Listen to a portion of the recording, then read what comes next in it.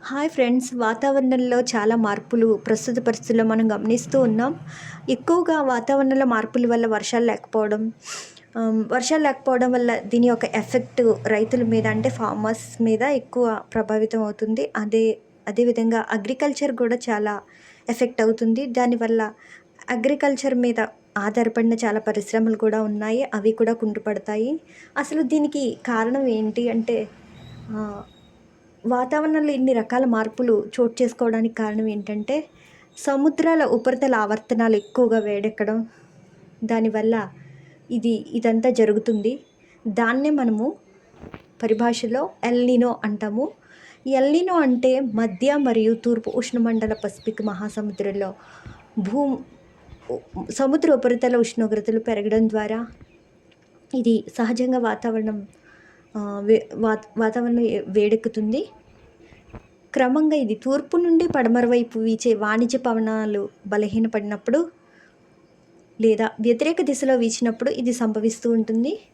దీనివల్ల వెచ్చని నీరు తిరిగి అమెరికా ఖండాల వైపు నెట్టబడి ప్రపంచ వాతావరణ సమస్యలకు అంతరాయం కలిగిస్తుంది. దీని యొక్క పనితీరు ప్రపంచ వాతావరణ ప్రభావాన్ని చిన్నభిన్నం చేసే విధంగా ఉంటుంది. అదేవిధంగా ఇది ఎల్‌నినో ప్రభావం భారత్పై కూడా పడింది. ఎలా ఉంటుందో భారత్ మీద కూడా మనం ఒకసారి చూద్దాం. భారత్ మీద ఉందంటే అది వర్షాలు లేకపోవడం, రైతులు చాలా నష్టపోవడం, ఇలాంటి పరిస్థితులు మనం సాధారణంగా చూస్తూ ఉంటాం. అసలు దీనికి సాధారణ పరిస్థితులు ఏమిటని గమనిస్తే, బలమైన వాణిజ్య పవనాలు పడమర వైపు వేస్తాయి. అవి వెచ్చని ఉపరితల నీటిని ఆసియా వైపు నెడతాయి. దక్షిణ అమెరికా సమీపంలో చల్లని లోతైన నీరు పైకి లేస్తుంది. ఎల్‌నినో ఒక స్థితి వ్యాపార పవనాలు నెమ్మదిస్తాయి లేదు బలహీనపడతాయి. వెచ్చని నీరు తూర్పు వైపు నుంచి కదులుతుంది. పెరు సమీపంలో చల్లని నీరు ఉప్పొంగడం ఆగిపోతుంది.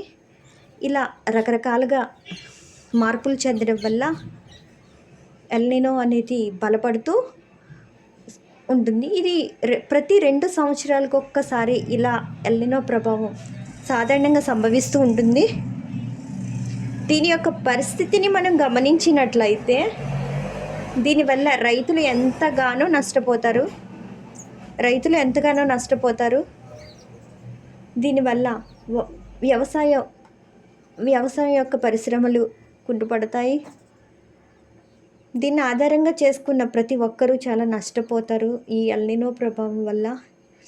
అంతేకాకుండా ఈ ఎల్‌నినో అనేది దీన్ని తగ్గించుకోవాలంటే పరిశ్రమల నుంచి వచ్చే కాలుష్యాన్ని కొంచెం తగ్గించుకోవాలి. చెట్లు పెంపకాన్ని పెంచుకోవాలి. సముద్రాల్లోకి విడుదలయ్యే వ్యర్థ పదార్థాలు వాడకాన్ని తగ్గించాలి. ప్లాస్టిక్ వాడకాన్ని నిరోధించాలి. గ్రీన్ హౌస్ ఎఫెక్ట్ కూడా చాలా ఎక్కువగా ఉంటుంది.